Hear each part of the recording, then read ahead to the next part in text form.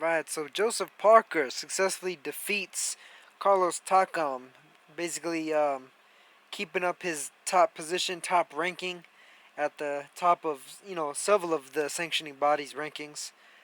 So I mean, it's looking like there's a potential he may wind up with a title shot, fairly soon. Although this fight with Carlos Takam definitely exposes some flaws in Joseph Parker's abilities, primarily his conditioning. I think Joseph Parker in spots in this fight really made it look easy in being able to outbox Carlos Takam, basically being able to stay loose enough so that even when he wasn't tired, funny enough, it's like it almost looked like he was tired because he was just so loose that the way he was moving looked kind of awkward, and he was making Takam miss, and he was also able to land his own shots. But it was kind of a weird, like kind of gangly style of fighting, almost like a little bit Tyson Fury esque, albeit in a smaller package, a smaller person.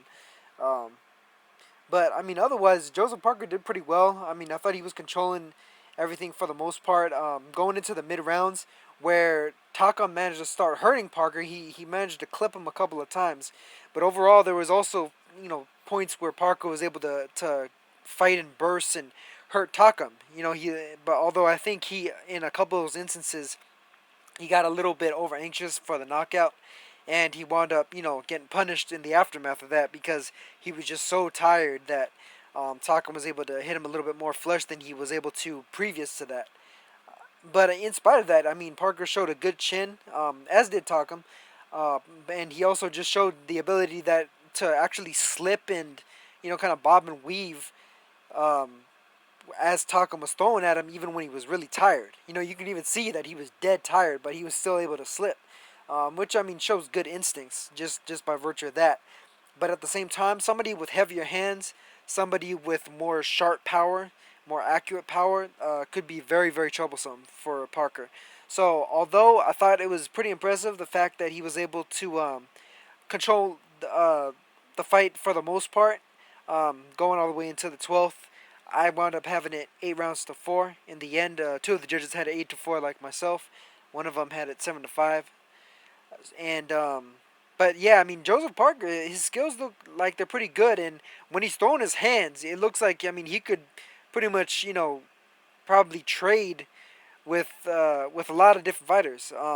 Although I wouldn't advise him to do it with some of the big punchers at the weight class.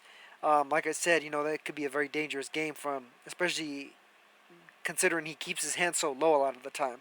And in spite of the fact that, like Tyson Fury, for instance, keeps his hands real low like that, he's developed enough slickness over the years, enough experience that he knows like when to drop them, when not to, when to keep them up, and how to move and slip and everything in a way that Joseph Parker hasn't quite mastered yet, I don't think.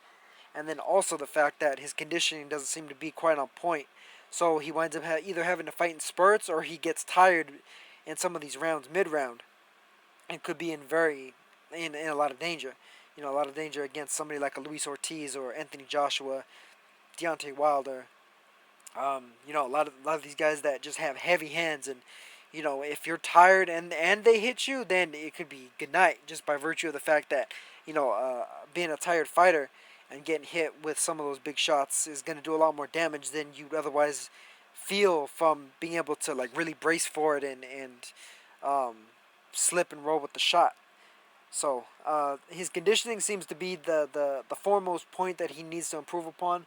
But otherwise, I thought he did a pretty solid job in there against Carlos Takam. I mean, Takam, I think, gives anybody and everybody in the heavyweight division a hard fight. I really can't picture anyone really having an easy time with him, unless they're just really on the game on a given night.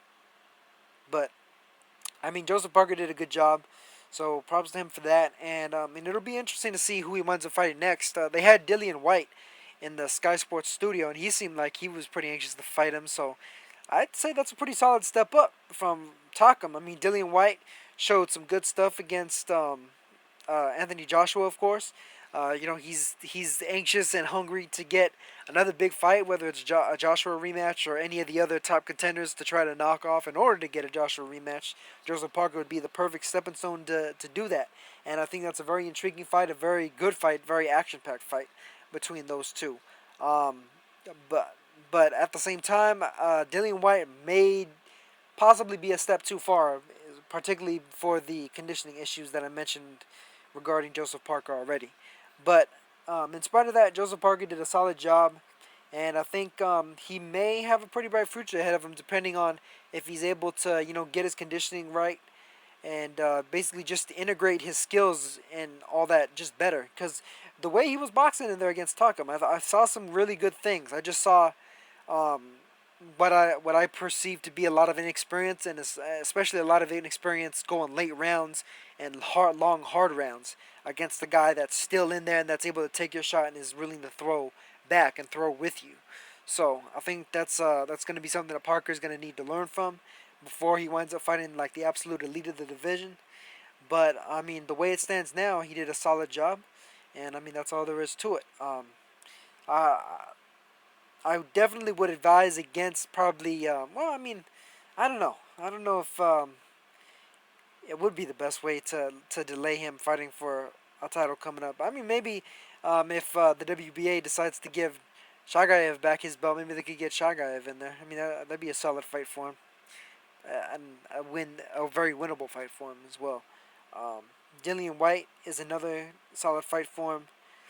But as far as like the actual champions, Tyson Fury, Anthony Joshua, Deontay Wilder in particular, I think they're a step too far as of right now. But solid stuff from Parker overall. And I'll catch you guys later for the fights that are coming up later. Peace.